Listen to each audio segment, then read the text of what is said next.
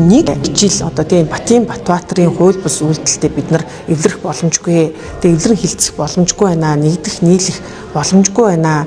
Тийм ч учраас одоо энэ жигүүр байгуулагдаад энэ намын дүрмөө бид нар хуульд нийцүүлээд батлуулъя гэд одоо нэгэн шийдвэрээ гаргаад нийт гишүүдийн хурлыг онц их хурлаа хийцэн тохиолдолд нэг сар нэг жил эвлэрээгүй хүмүүс нэг жил нэг сарын хугацаанд одоо тий зохицоод нэг одоо өргөдөл дүрм оруулна гэдэг бол боломжгүй зүйлээ. 2026 оны 3 дугаар сарын 9-ний өдөр Иргэний зориг ногоон намын одоо нийт гишүүдийн онц их хурлыг зарлан хуралдуулсан. За энэ тухайн хурлын үеэр тодорхой асуудлуудыг бол шийдвэрлсэн. Нэгдүгээрт Батын Батбаатарт хариуцлага тооцох ёстой байна. Тийм учраас улс төрийн намын тухай хууль заасны дагуу Батын Батбаатарыг Иргэний зориг ногоон намаас бол ийм хассан ийм шийдвэр гаргасан. За хоёрдугаар гэх юм бол 2023 оны 7 сарын 7-ны өдөр батлагдсан улс төрийн намын тухай хуульд нийцүүлж дүрмээ одоо шинжилэн боловсруулад баталсан. За гуравт нь мэдээж эерэг одоо намын даргын одоо сонгуул явагдсан байгаа. За энэ сонгуулаар улсын их хурлын гишүүн Эрдэнэчийн доржийн Батболд гишүүнийг одоо намын даргаараа сонгосон. Энэ нь одоо шийдвэрүүдийг улсын дээд шүүхэд хөргүүлсэн. За дээд шүүх бол одоо 30 хоногийн дотор шийдвэрлээд одоо намын дүрмийг бүртгэх хэсэг асуудал те намын даргыг бүртгэх хэсэг асуудлыг шийдвэрлэх ёстой байсан.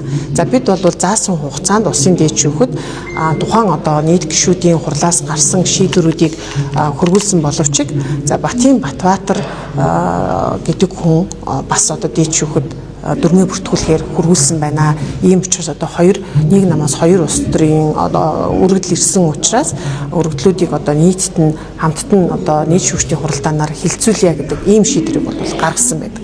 За ингээд хуралд одоо нийт шүүгчдийн хуралдаанаар хуралдаад тодорхой асуудлыг шийдвэрлсэн тухай за улсын дээд шүүхийн тамгын газрын хэлтсийн дарга за Батын Батбаатар болон улсын хурлын гишүүн Эрдэнэчийн доржийн Батболд нарыг одоо дуудаж тухайн шийдвэрээ бол амаар танилцуулсан. За энд бол хэлэхдээ за нэг намаас хоёр одоо дүрм батлуулахаар ирсэн байна. Ийм учраас одоо бүртгэх хэсэг асуудлын тухай шийдвэр бол гаргаж чадаагүй. Тийм учраас юу гэдгийг 30 хоногийн хугацаа өгөө. Ингээд хоорондоо зохицоод нэг одоо өргөдөл оруулж ирээч гэсэн ийм шийдвэр гарсан гэж танилцуулсан. Одоогор бол бичгээр ямар нэгэн шийдвэр бол ирээгүй байгаа. Гэхдээ бид нар одоо мэдээж ирээд улсын дээд шүүхийн хариуцлагатай албан тушаалтан биднэрт одоо яг энэ шийдвэрийн тухай танилцуулсан учраас юу гэдэг нэг жил одоо тийм Батын Батбаатарын хууль бус үйлдэлтэй бид нар эвлэрэх боломжгүй. Тэгээ эвлэрэн хилцэх боломжгүй байна. Нэгдэх, нийлэх боломжгүй байна. Тийм ч учраас одоо энэ жигүүр байгуулагдаад энэ намын дүрмөө бид нар хуульд нийцүүлээд батлуулъя гэд одоо нэгэн шийдвэрээ гаргаад нийт гишүүдийн хурлыг онц их хурлаа хийцэн тохиолдолд нэг жил эвлэрээгүй хүмүүс нэг жил нэг сарын хугацаанд одоо тий зохицоод нэг одоо өргөдөл дүрм оруулна гэдэг бол боломжгүй зүйлээ гэж зүгээр миний хувьд үзэж байгаа. За учир нь юу гэдгийг яагаад энэ одоо процесс юм уу тий энэ хуульд нийцсэн байдлаар юу гэдгийг тухайн дүрмийг одоо дэвших бүртгэх ёстой байсан. Өөрөөр хэлбэл улс төрийн намын тухай хуулийг дагаж мөрдөх журмын тухай хууль гэж байгаа. Энэ журмын тухай хуулиар болохоор 2025 оны 12 сарын 31-ний өдрийг хүртэл одоо улс төрийн намууд дүрмээ хуульд нийцүүлж одоо боловсруулж баталж одоо дээд шүүхэд бүртгүүлсэн байх ёстой гэж шаардж байгаа. Хэрвээ энэ хугацаанд бүртгүүлж чадаагүй болвол улс төрийн бүртгүүлж чадаагүй тохиолдолд тухайн өмнө нь одоо бүртгэгдсэн тухайн намын дүрм нь өөрөө бүртгэгдээгүүд тооцноо гэсэн ийм зохицуулт байгаа.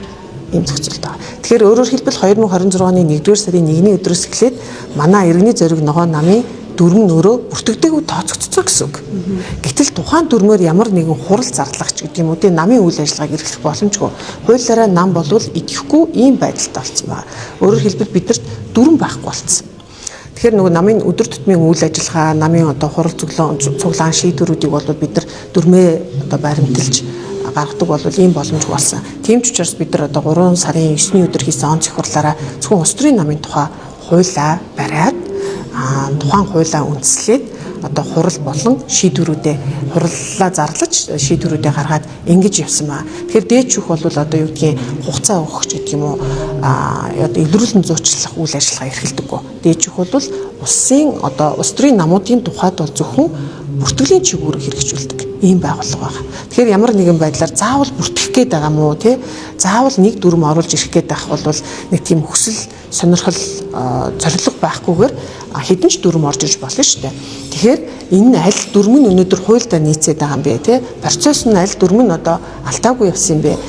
Ер нь хэдэн одоо гишүүдийн жинхэнэ одоо гишүүдийн эрх ашиг хүсэл эрмэлзлийг өнөөдөр энэ дүрмэндээ шингээж өгөөж тэдний одоо хүсэл эрмэлзэл зорилгыг хангаж өгөө юу гэдэг асуудлыг дээчүүх бол харгалзаал тэгээд одоо тухайн дүрмийг бүртгэх хэсэг асуудлаа нийт шүүгчдийн хуралдаанаараа шийдвэл одоо шийдэл хариугаа гаргах ёстой. Ийм бол байр суурьтай байгаа. Юу гэдгийг хоёр дүрм орж ирлээ гэд хоёулаа хуульд нийцсэн процесс нийцсэн байх бол боломжгүй.